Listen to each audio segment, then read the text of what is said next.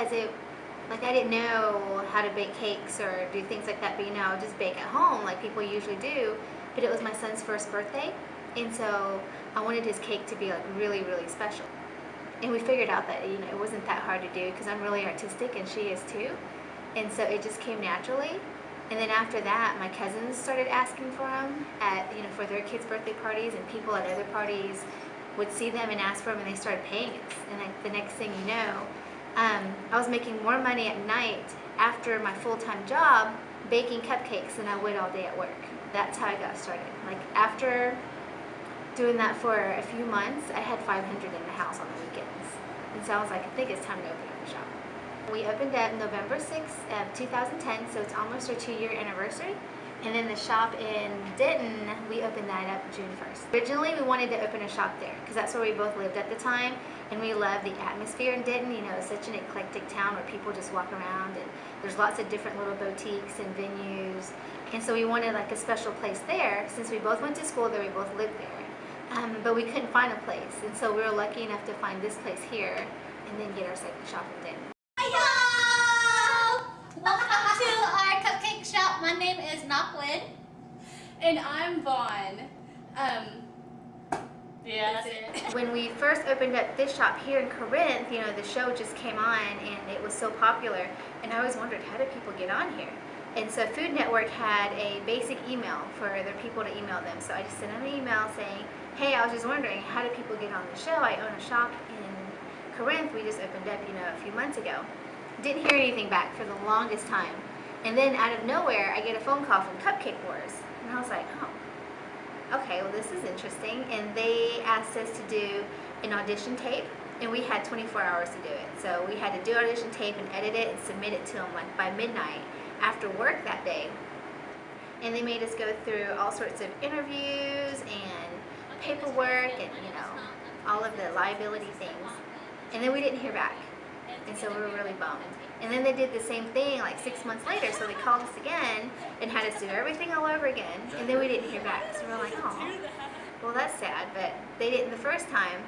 So this last time in June, they had us do it again. And so my sister and I kind of blew it off, like, okay, whatever.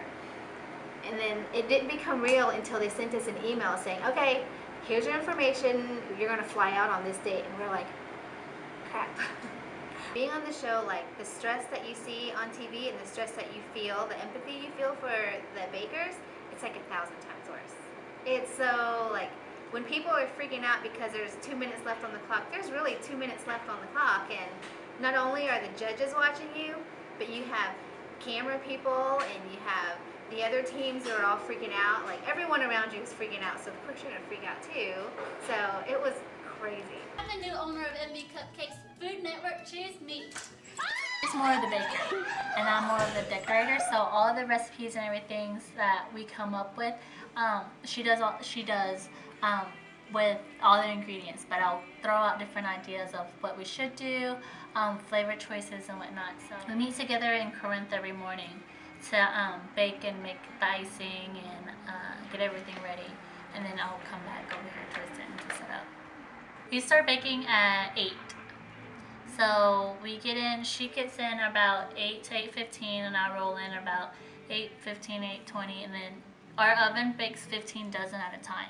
So it doesn't, we just do 2 or 3 loaves depending on the day, and ice everything. We have a pretty good system going.